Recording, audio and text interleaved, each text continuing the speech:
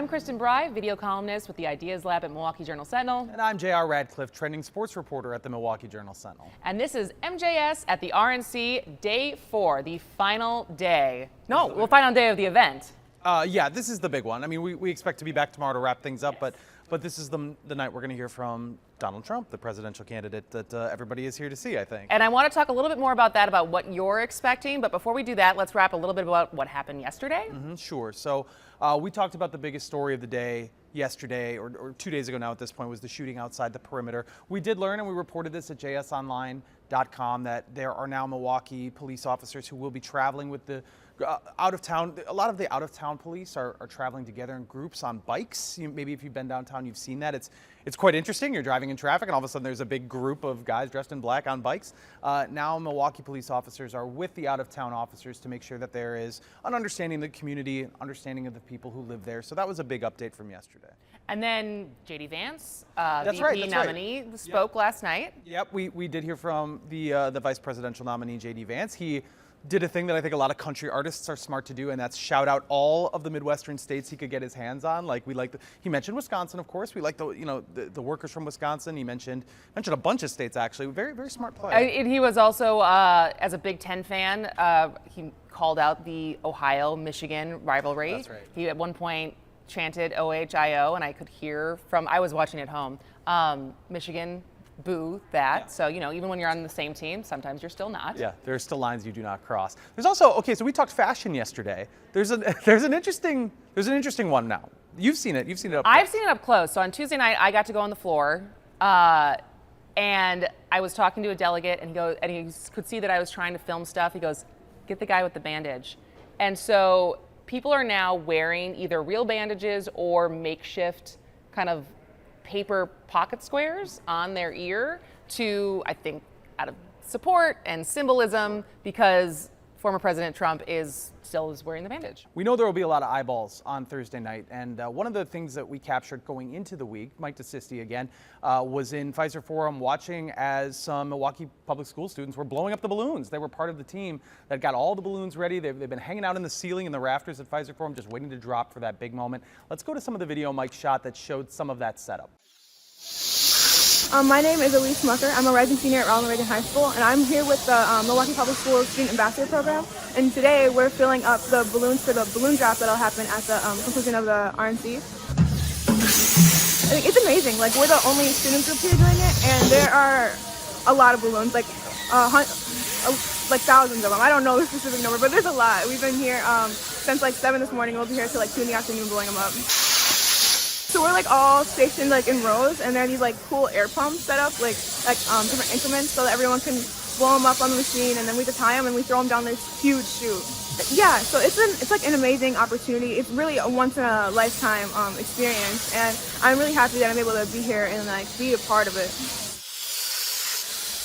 So I actually got a chance to talk to the balloon guy, Treb Heining, and he has been doing the convention balloon drop for the last since 1988. And so he is the balloon guy. And it was interesting because he said that doing conventions, political conventions, are more stressful than doing the Super Bowl, which he has also done. And when I asked why, he said that it was because all of the credentials.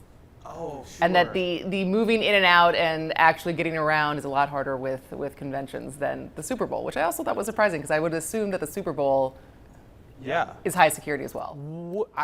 I'm trying to imagine what it's like at a party when someone asks what you do for a living. You say, well, I'm the foremost balloon drop expert in the United States of America. That's incredible. That's incredible, I think. I didn't get to ask him, how does one get into the balloon dropping business? Did you start your way up from a party store? Legitimately, I don't know the answer to that. That's amazing. Arguably one of the biggest stories going into this week was how are businesses in and around the security zone going to do downtown in Milwaukee? Yeah, and so I sat down with our dining critic at the Milwaukee Journal-Sentinel, Rachel Bernhard. Who better to ask about the dining situation? That's sort of top of mind. She's been out and about asking business owners what they think. She's very in touch with what they were thinking coming into the convention. So I wanted to have all those questions for her, and got a chance to sit down with her at the offices of the Milwaukee Journal-Sentinel. Here with Rachel Bernhard, dining critic at the Milwaukee Journal-Sentinel. One of the big topics when we have a big event like this, a convention or really anything, is how the local businesses fare. I think right now it feels like if they are down near the RNC zone, they're doing okay. And if they're maybe a little closer to us here, a little further toward the lake downtown, not so much. Is that kind of what you're seeing as well? Yeah, that's definitely what I've been noticing. Yesterday, I was walking around lunchtime closer to the perimeter, and I was really surprised by just how busy some of the restaurants were along MLK Drive, especially. There were a lot of people out on the patios as the weather got nicer. So it was really close to the perimeter. They were seeing some decent business. Now, if you got, as far as 2-3 blocks away, it was a completely different story. I saw a lot of restaurants pretty empty, maybe 2 or 3 tables. And then further out, it just got even more quiet. I think sometimes when we have events like this, that it becomes a story because it does get overblown what we can expect. Business owners will hear, oh, there's going to be all this influx, and then they're business owners know better. How about coming into the event? Were people kind of not looking forward to this because they thought this sort of thing might happen, or was there an expectation with all these new people coming downtown there would actually be more business? I think a lot of the restaurant owners that I've talked to, they didn't know what to expect. If you would have asked earlier in the year, they were really excited. They were a lot more optimistic about the potential people coming to visit their restaurants. But the closer it got, I think that there were a lot of promises that couldn't be kept. There wasn't a lot of promotion of the restaurants, and the restaurants had to do that themselves. So the closer the convention got, they had to just guess and extend their hours or completely close down. And I've seen a lot of restaurants adjust their hours as the convention has gone on. So it's really been a day-by-day process, just planning whether they're going to be open or how many people they think are going to come to the restaurant. What does a slow week do to a business? I imagine they pop up from time to time. Could it be crippling? Could it have long-term impact for a lot of the small restaurants downtown? Definitely so. These restaurants have to buy ingredients, which food costs are so expensive, especially right now. They have to hire people, and when people aren't coming in and they have all these wasted ingredients, they have all this wasted staff that they can either keep on or tell to go home. That is all really expensive. It's not cheap, and if you have 4 or 5 days of that in a row, it could really cripple a business. Your first convention, correct? Indeed. My first convention. So I actually don't know how much merch is for sale is a normal thing that is at every convention, or if it is specific to a Trump Republican convention. But there is a lot of things to buy. I expected there'd be some weird stuff. I saw people posing with boxes of Trump cereal that's available outside the zone, actually, is where you can buy that. Okay. There's obviously a run of T-shirts and stuff. Gold shoes, Trump gold shoes. Where are the gold shoes? I don't actually know. Ricardo Torres, my colleague, got video of that, but I have not seen them. I'll have to ask. They might be sold out. I'll have to ask him. There are downstairs in the Baird Center. They're selling the Trump Bibles. As you would expect, I suppose. But there's another book that caught my eye, actually.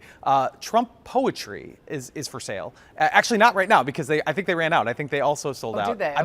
believe so. Hannah Kirby, one of our colleagues, caught up with somebody who's selling Trump poetry books using his tweets. So I thought it was a pretty interesting item and a pretty interesting story. A few years ago, my friend Ian and I were talking. It was right as the Kafifi tweet came out. It was despite all the negative press, Kafifi. And we thought, is Donald Trump an actual poetic genius? And so we thought, I think that he might be. And so we decided to give him the master poet treatment. And we are selling the collected poems of Donald J. Trump. It's a beautiful coffee table book. It is 300 pages full of Donald Trump's tweets as concrete poetry. It has chapters like Loathings and Amores. It has chapters like Realities and Exclamatory and Portraits. It's a literary piece, and it's from the greatest poet of our generation, Donald J. Trump.